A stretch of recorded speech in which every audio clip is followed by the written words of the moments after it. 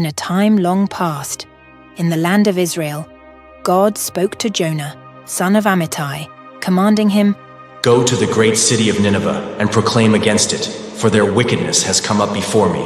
But Jonah, fearing this daunting task, sought to flee from the Lord. He boarded a ship bound for Tarshish, sailing away from his divine mission.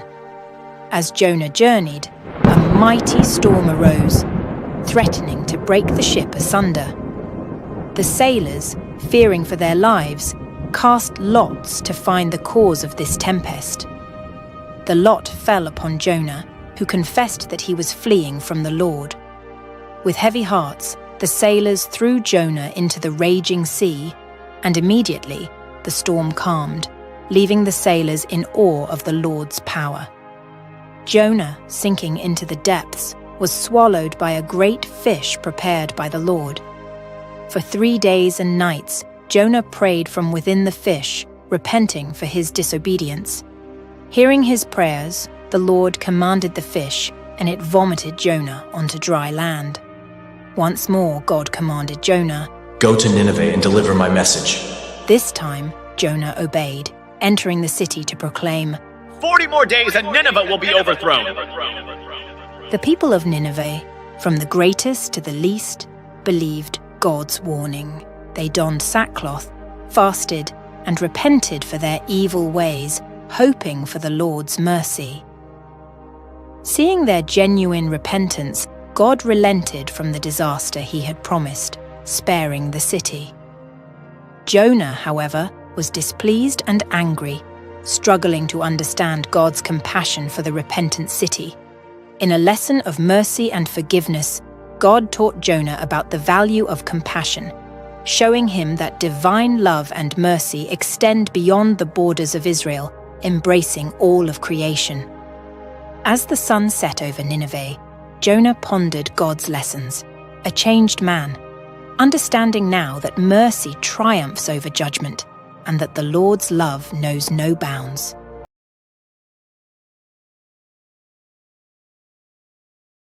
In the land of Shinar, the descendants of Noah settled after the great flood. They spoke the same language and journeyed together, seeking to build a city and a tower that would reach the heavens, a symbol of their unity and pride. As the tower grew higher and higher, the people's hearts swelled with pride. They believed that nothing would be impossible for them if they continued this way. Seeing their ambition and arrogance, God decided to intervene. Descending from heaven, God looked upon the tower and the city. He saw not just the physical structure, but the hearts of the people, proud, self-reliant, and distant from him. To humble them, God chose to confuse their language. Suddenly, the workers could not understand each other. What was once a harmonious symphony of cooperation became a discordant cacophony of confusion. Unable to communicate, the people abandoned the construction, and the city became known as Babel, meaning confusion. The dispersion of people from Babel led to the diversity of languages and cultures we see today. Each group went its own way, speaking its own language, forming its own tribes and nations. The unity they once had was shattered, replaced by division and diversity. The story of the Tower of Babel teaches us several important lessons. It reminds us of the dangers of pride and self-reliance. It shows us the importance of humility and obedience to God's will.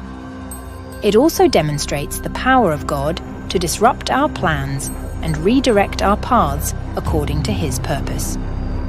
Ultimately, the Tower of Babel serves as a cautionary tale about the folly of thinking we can reach the heavens on our own. True greatness is not found in the height of our towers or the grandeur of our achievements, but in our humility, our obedience, and our unity with God.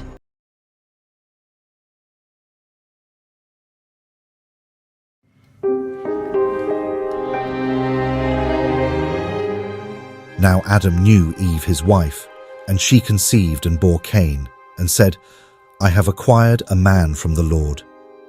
Then she bore again, this time his brother Abel. Now Abel was a keeper of sheep, but Cain was a tiller of the ground. And in the process of time, it came to pass that Cain brought an offering of the fruit of the ground to the Lord. Abel also brought of the firstborn of his flock and of their fat. And the Lord respected Abel and his offering, but he did not respect Cain and his offering. And Cain was very angry, and his countenance fell. So the Lord said to Cain, Why are you angry? And why has your countenance fallen? If you do well, will you not be accepted? And if you do not do well, sin lies at the door, and its desire is for you, but you should rule over it. Now Cain talked with Abel, his brother. And it came to pass, when they were in the field, that Cain rose up against Abel, his brother, and killed him. Then the Lord said to Cain, Where is Abel, your brother? I do not know. Am I my brother's keeper? What have you done? The voice of your brother's blood cries out to me from the ground. So now you are cursed from the earth, which has opened its mouth to receive your brother's blood from your hand. When you till the ground, it shall no longer yield its strength to you. A fugitive and a vagabond, you shall be on the earth. My punishment is greater than I can bear. Surely you have driven me out this day from the face of the ground. I shall be hidden from your face. I shall be a fugitive and a vagabond on the earth. And it will happen that anyone who finds me will kill me. And the Lord said to him, Therefore, whoever kills Cain, vengeance shall be taken on him sevenfold. And the Lord set a mark on Cain, lest anyone finding him should kill him. Then Cain went out from the presence of the Lord and dwelt in the land of Nod on the east of Eden. In the end, Cain's actions brought consequences upon himself, illustrating that our choices have real and lasting effects. It reminds us to be mindful of our thoughts and actions, to strive for harmony and peace, and to seek reconciliation rather than revenge.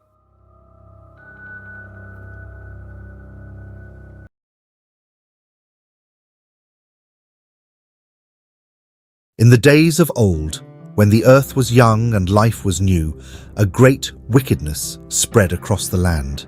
The hearts of men were filled with evil, and their thoughts were only of wrongdoing. Seeing this, the Lord was grieved in his heart. He regretted that he had made man on the earth and was deeply saddened by the corruption that had taken hold. But amidst this darkness, there was one man who found favor in the eyes of the Lord. His name was Noah, and he was a righteous man, blameless among the people of his time. Noah walked faithfully with God. And so God spoke to Noah, saying, I am going to put an end to all people, for the earth is filled with violence because of them. So make yourself an ark of cypress wood. Make rooms in it and coat it with pitch inside and out. Noah obeyed the Lord's command and built the ark according to God's specifications.